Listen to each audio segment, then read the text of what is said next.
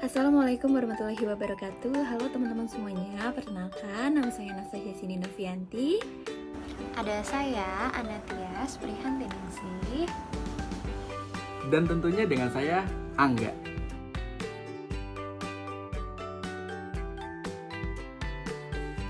Kami dari kelompok 9 akan membahas dan memahami tentang karakteristik media. Baik teman-teman, di slide yang pertama ini kita memahami karakteristik media. Nah, memahami karakteristik media ini merupakan suatu hal yang memang perlu kita ketahui ya teman-teman. Karena balik lagi media massa ini berbeda dengan media dalam pengertian umum atau secara bahasa itu massa. Nah, massa ini kan artinya banyak, luas, besar, jadi sehingga pengertiannya pun akan berbeda. Nah, kemudian bagaimana nih caranya sebuah media bisa disebut sebagai media massa? Bisa disebut sebagai media massa jika memenuhi beberapa karakteristik nih teman-teman. Nah, kita akan bahas. Pertama di sini ada yang namanya publisitas. Media massa ini pertama mempunyai publisitas. Publisitas ini artinya apa ya teman-teman? Nah, artinya itu disebarkan kepada publik atau halayak atau bisa diakses dan dikonsumsi secara umum oleh orang banyak. Nah, itu publisitas ya teman-teman. Nah, kedua di sini ada yang namanya universalitas. Universalitas ini artinya aja tuh sudah universal ya. Artinya universal itu kan secara umum atau bersifat umum. Jadi pastikan media massa ini memiliki pesan yang bersifat umum. Misalnya, hanya membicarakan tentang aspek kehidupan, peristiwa, berbagai tempat yang menyangkut kepentingan umum. Karena si sasarannya saja itu tuh memang masyarakat umum.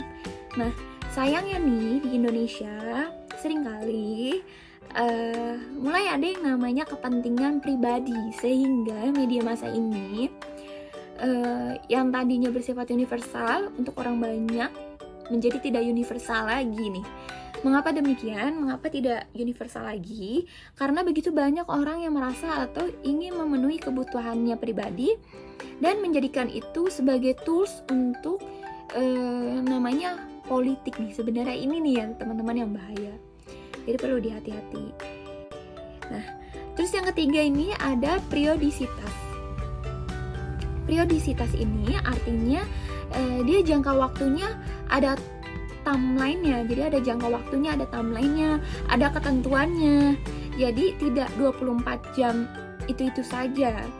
Baik media massa itu cetak, kalau media cetak pastinya ada waktunya ya teman-teman, ada waktu terbitnya.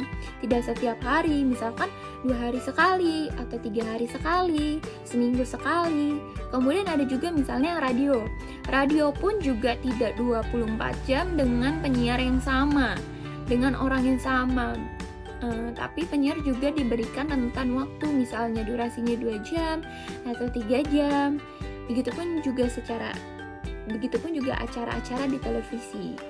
Karena untuk menghindari yang namanya tingkat kejenuhan oleh para penonton nih teman-teman, atau halayak yang menjadi sasaran media itu sendiri. Lalu yang keempat di sini ada kontinuitas.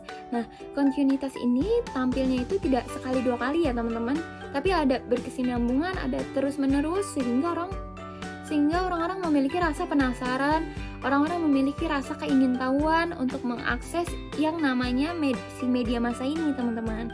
Nah, maka kenapa kalau di media massa ini itu biasanya selalu dibuat berita atau alur cerita yang membuat para penonton atau pembacanya menjadi penasaran dengan berita tersebut. Begitu teman-teman. Nah, selanjutnya akan dibawakan oleh Anatia. Nah, selanjutnya di sini ada kekuatan media. Kekuatan media itu apa sih teman-teman? Yaitu kekuatan media menjadi jangkauan atau cangkupan yang sangat luas. Ini sudah menjadi kekuatan. Karena apa? Karena ini yang menjadi alasan perusahaan-perusahaan lebih memilih televisi biasanya. Kenapa kekuatan media lebih ke televisi? Karena sebelum internet se-booming saat ini, televisi merupakan audio visual yang dianggap paling bisa membrainwash masyarakat untuk tertarik terhadap produk yang diiklankan oleh media massa, teman-teman. Nah, ini yang menjadikan sesuatu hal yang menarik. Tetapi sekarang kan sudah adanya internet yang lebih luas dan biasanya bisa diakses di mana saja. Begitupun perusahaan sudah menggantikan strateginya menggunakan internet, bukan lagi televisi. Dan yang kedua, ada kekuatan media penyebaran informasi yang akurat. Media massa mempunyai kekuatan untuk menyebarkan informasi yang akurat. Di sini media mempunyai kemampuan untuk memilih dan memilah. Kekuatan media yang ketiga, intensitas bervariasi tergantung dari isi materi. Tingkat keseringannya tergantung dengan materi yang akan disampaikan. Nilai berita aja akan sebanding dengan intensitas berita tersebut yang ditayangkan. Semakin berita itu mempunyai nilai berita yang tinggi, maka tingkat keseringan berita itu akan semakin tinggi untuk diputar atau ditayangkan. Dan yang terakhir, kekuatan media yang keempat yaitu sumber rujukan bagi semua sektor. Mengapa media massa menjadi rujukan semua sektor? Karena balik lagi teman-teman, media ini merupakan alat publisitas yang paling efektif bagi perusahaan-perusahaan untuk menginformasikan terkait perusahaannya kepada masyarakat. Dan ini juga menjadi sarana informasi bagi karyawan untuk mengetahui informasi apa saja yang sedang terjadi. Seperti itu teman-teman. Ini untuk kekuatan media. Selanjutnya akan dibawakan oleh teman saya yaitu Angga. Baik, di sini ada klasifikasi dari beberapa media dan beserta karakteristiknya. Yang pertama, di sini ada klasifikasi dari website, dan website memiliki karakteristik tersendiri seperti yang ada di sini. Website memiliki karakteristik yang pertama, mengandung muatan informasi yang besar, paling atraktif, menghibur dan edukatif dalam sistem komunikasi massa. Yang kedua, dapat menerobos batasan tempat dan waktu dalam memberikan informasinya. Yang ketiga, kaya akan tampilan grafis sehingga sangat terjangkau sebagai sarana berpromosi. Yang keempat, media interaktif yang dapat menggabungkan seluruh media informasi, meliputi audiovisual, animasi, image, dan juga teks. Selanjutnya di sini ada surat kabar. Nah, di sini surat kabar sangat memiliki ciri-ciri karakteristik media yang tadi sudah saya jelaskan di awal, yaitu publisitas atau penyebaran kepada publik. Yang kedua ada periodisitas atau keteraturan atau rutinitas.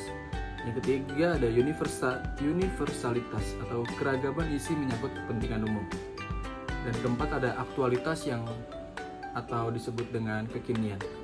Karakteristik sendiri dari surat kabar yaitu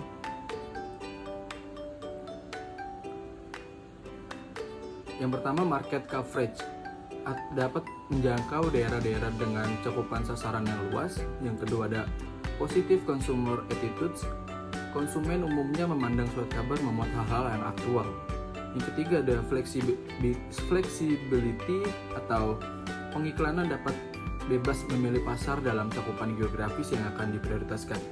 Ukuran, frekuensi, pemuatan maupun penggunaan warna dapat leluasa sesuai dengan budgetnya. Yang keempat itu ada comparison shopping atau catalog value. Hal ini menyangkut kebiasaan konsumen menjadikan surat kabar sebagai referensi berbelanjanya. Yang ketiga, media yang berfungsi sebagai saluran komunikasi atau sebagai media penyampaian pesan yang umumnya berbentuk gambar disertai dengan kata-kata. Di sini ada karakteristik poster. Karakteristik dari poster yaitu yang pertama, dapat mencapai target audiens secara heterogen. Yang kedua, memiliki frekuensi untuk dilihat secara berulang-ulang atau berkali-kali.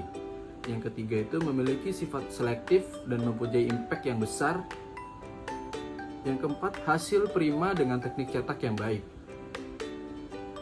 Selanjutnya sebagai reminder dan yang terakhir dapat menimbulkan goodwill. Baik, sudah selesai pembahasan dari kelompok 9 tentang karakteristik media.